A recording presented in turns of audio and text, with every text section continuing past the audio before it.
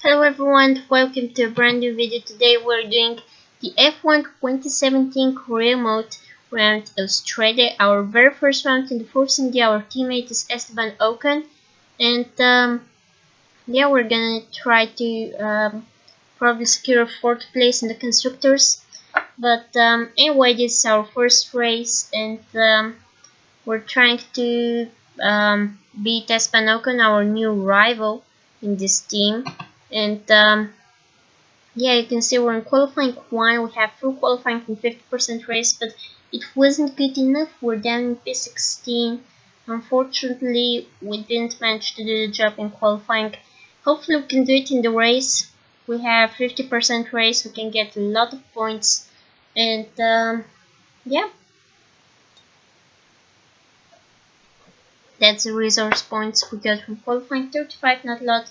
We got like 600 from practice as we passed through of the programs. You can see now the rival update 2 verse 1. Didn't lose that much, but we lose quite a lot in the reputation thing and our team reputation. And now we can look at the R&D tree. We put an upgrade on durability in our engine, and we put in our rear wing, and hopefully these upgrades can come into China, but I can't ensure this. And also I put efficiency upgrade and the downforce section because it's gonna be really important for us to have these upgrades not fail. These upgrades not to fail for us. And you can see Esteban Ocon 13th in the grid, we're 16th, and yeah, that's the grid.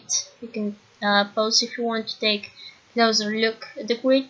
And now you can see the race strategy.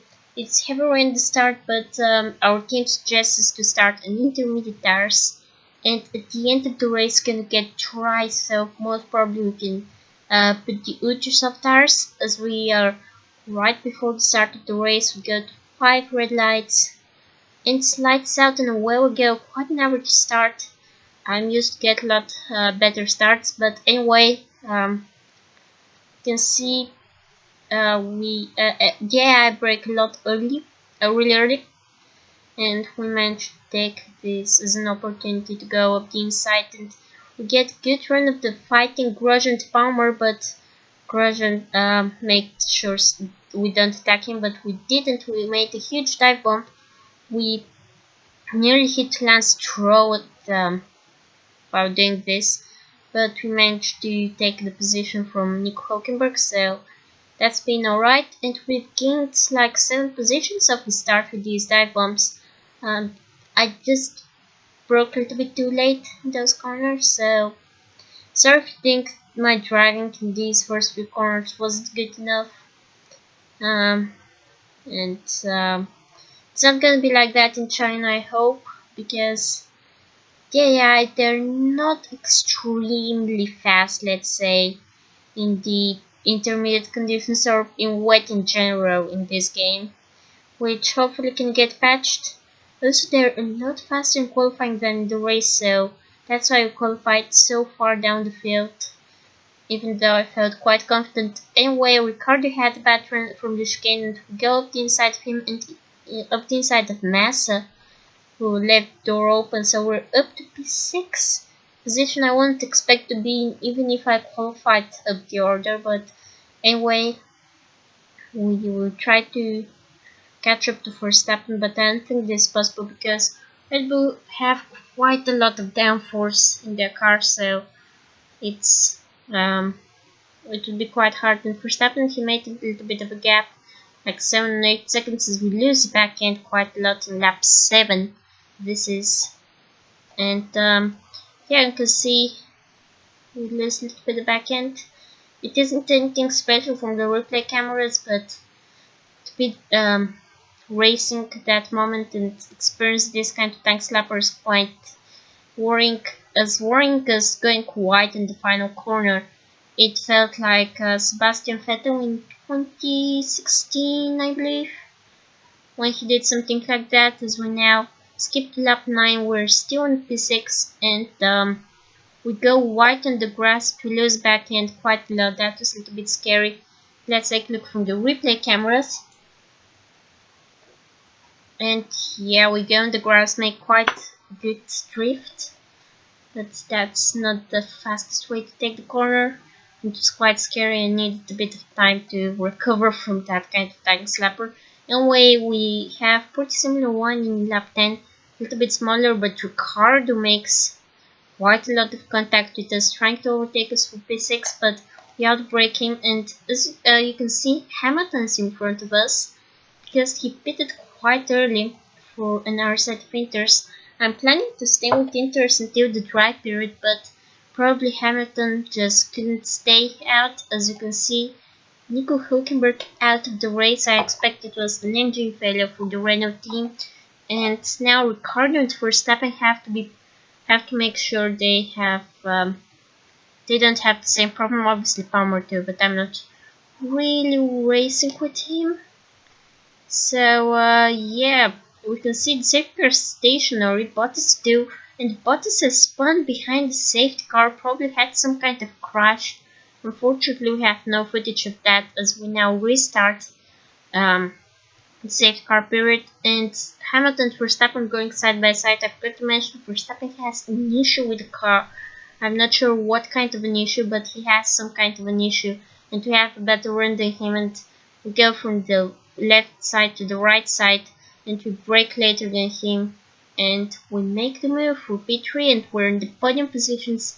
Our very first race, because some drivers went into the pit, so yeah, that's pretty good for us. And we're now at P2. Ocon is behind us, P3, so it's double podium right now for the Force India team, which is gonna make Malak quite happy. So that's how his name is pronounced. Anyway, lap 17 at the end, Esteban Ocon is out of the race, and here you can find a little bit of a glitch. There's no smoke coming out of Ocon's car, even though it's quite obvious he has an engine failure, but it's quite strange looking yellow flags and nothing's happening because the yellow flags, because the game is programmed, so there is smoke in that place, but there isn't, so it's quite hard to explain. But there was a virtual safety car, and Hamilton goes into the pits for the second time in this race. Quite a lot of drivers went into the pits 2 times. As now it is lap 20, I haven't come in the pit so far. As it's now lap 22, it's drying out, but my tires are really wearing off, and you can see I lost back end, and Hamilton really close behind us. Lap 23, he's nearly preparing an attack, but we can see yellow flags, so and nothing's happening, so there might be engine failure incoming. And yes, there is, because look at the results. Vettel is second, Ricciardo is third, even though Hamilton is second in reality, but he's already out of the race because of the potential smoke that must have come out of his car. So lose quite a lot of back end in lap 23. We've had a lot of issues with the back end this race, but thankfully we're putting a rear wing upgrade, which is probably gonna come in China, hopefully. If it doesn't, it will probably come later on in the season in Bahrain, I guess. As we come into the pits, we decided to put dry tires because we can't stand, because I thought it's dry at that time, because I was losing a lot of back end.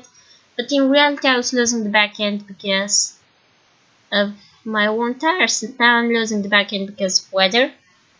Because you could see, even when I was driving in a straight line, I'm losing the back end, and here in turn 2, I had the big tank slapper, and Stroll was there to attack me and overtake me. He's already 3.5 seconds up, and I do half spin out of the corner, and Fiat is now passing me, so it's not looking good right now, as we find Bottas, who actually spun during the safety car, like in real life, past us, and Sainz. So definitely that wasn't the right side to go, but I didn't want to come in the pits, put another set of inters, and then go to the dries when it became dry period, so I decided to stay out. and continue on struggling. As you can see, Alonso is now right behind us, but Verline overtook him as Alonso was held off behind me, and Verline is up to P9 in that Zauber, which is not expected to take points, and also overtakes us now. So yeah, we're losing positions hand over fist, and lap 26, 3 laps to go, and you can see the gap to Alonso has become huge. As you can see, Magnussen makes his move in front of us, as he is having quite big issues. You could see he made a little bit of a drift when he passed us, so it's really transition period, but still the inters are faster. But now DRS was enabled on lap 27, so it's a little bit coming to the stage where the dry tires are faster, but not by a lot. But by the end of lap 28, it was a lot, because Magnussen created like 4-second gap, and then we caught him back up, and you could see the final corner, not an overtaking place, but when we have the better tires, it is. And we're up to P11, setting the fast lap of the race, 2 seconds faster than anyone else, including the Ferrari drivers. So we have the pace. Fast and Vettel won the race. It's not over for us as Alonso blocked a little bit on the chicane, but we made the move really easily on the exit, and now the only driver left is Verline in the Sauber, and that was Nils dive bomb because our tires are a lot better. They were 8 seconds ahead of Magnussen, and we managed to catch them in 1 lap, and I'm waiting because I'm back from P9. I could have finished a lot further up, but to be fair, P9 is a great result, 2 points, and yeah, for R1 too, that's also nice to see, but quite disappointing we actually did the wrong strategy go. I was really mad the moment I came out of the pits that I found out I wasn't in the right tires, but then I got my head down, I started correcting these tank slappers. In the end, we got 2 points. We set the fast lap by 4 seconds. And it was an enjoyable end to the race, even though it could have been a lot better. But anyway, we're 9th in the championship. The team wanted us to be over P9, and we are, so that's quite a big positive. And we also completed our objective. Fortunately, Esteban retired from the race, so that's quite disappointing, because Mercedes have only 8 points in the constructors.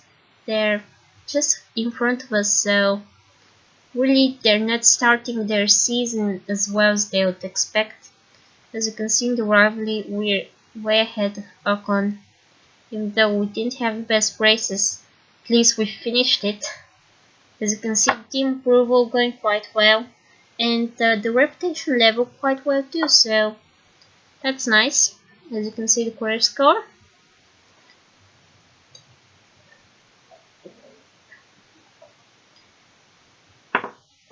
And we have 4,808 points. And now Jonathan, a guy who gave us the chance to drive some classic cars, cars from the start of the modern F1 era, you could say. And yeah, the first challenge we have is Pursuit, so we have to finish